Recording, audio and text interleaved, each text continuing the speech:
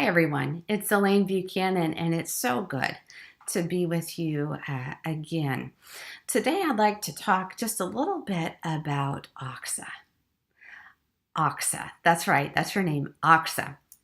And her story can be found in Joshua chapter 15, verses 13 through 19, and that's what we're going to be looking at today. So if you want to go ahead and look that up, please do feel free to. Again, that's Joshua chapter 15, verses 13 through 19. Her story is also addressed in Judges chapter 1 and First Chronicles chapter 2. She's actually just mentioned in the First Chronicles, but her story, parts of her story are both in Joshua and in Judges. So again, we're going to take a look at Joshua chapter 15, verses 13 through 19. And while you're turning there, I just want to give you a little bit of background in regards to where we've been and where we're at right now in this passage. So Oxa is the daughter of Caleb. Caleb and Joshua were initially sent by Moses into the promised land to check it out and to serve as spies. And they were the two that came back with a good report. So Joshua and Caleb are the only two adult males anyway, who were actually able to enter into the promised land. So now we're at a stage where much of the land, not all of the land, but much of the land has already been conquered. And so different people are being given and assigned different areas to live. So that way they don't have to live as nomads anymore. They can actually just plant themselves and be, and their families can be, and they can, grow crops and have animals and do all of these different things. So that's a little bit about the background. So what's happening in this passage is that Joshua is assigning land to Caleb. So that's how it starts. And then Oxa comes in the middle of this. And it's so fascinating. So I just want to read this to you and then just give a couple of comments about the importance of risk-taking and why that matters in this particular instance. Because I want for us to see that all of us take risks. For different reasons and in different ways.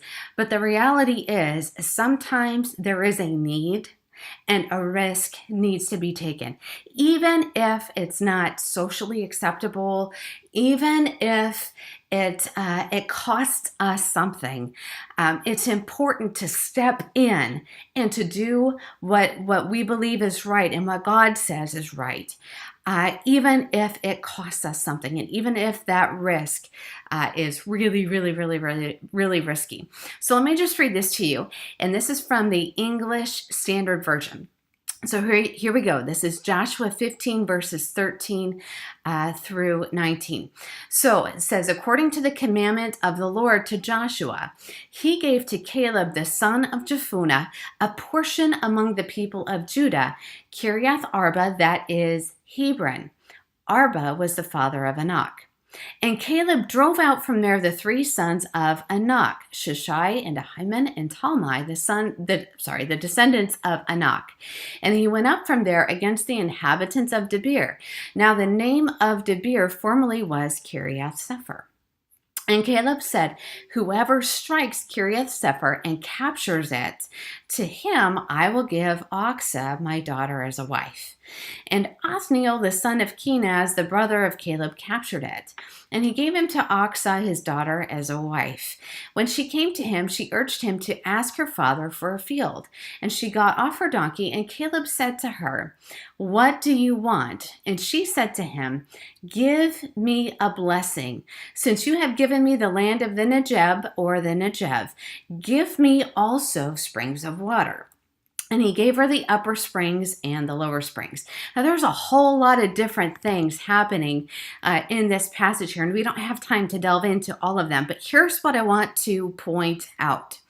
Okay, so Caleb offers his daughter. She is his only daughter. Oxa is his only daughter. He offers her as a wife to whoever captures this particular area. And Othniel just happens to be the one who does that. So it's believed that when a woman gets married, that there's also a dowry, there's also a price that is paid for her. And it's believed, supposedly, that this desert area, that this part of the Negev was possibly part of her dowry, part of her marriage price for Othniel. But here's the deal. This area is a desert. There's not much water there. How are people and animals and crops supposed to survive well if there's very little water there? So Aksa sees this need.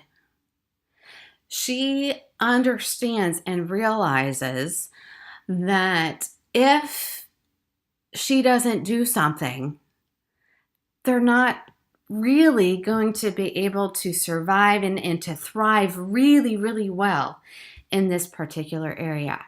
So she goes against the culture. It's not a smart idea at all for a woman to do this in this particular time, in this particular culture. It's taboo. But she goes to her dad.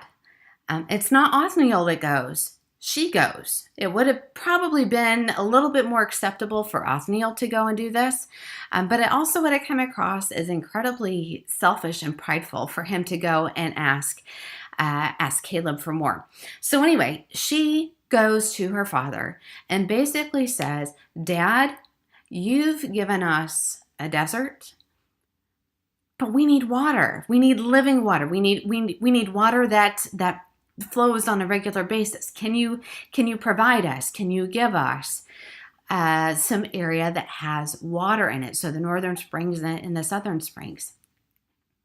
And he does it. And what I find so awesome and so fascinating about this story is that Aksa saw a need and she did something about it. She knew that it could risk her relationship with her father. It could risk her husband's relationship with her father. I mean, there's a whole lot of cultural things going on here too. But she took this huge, huge risk because there was a need. And I just can't help but think that some of us can and should be taking some risks too.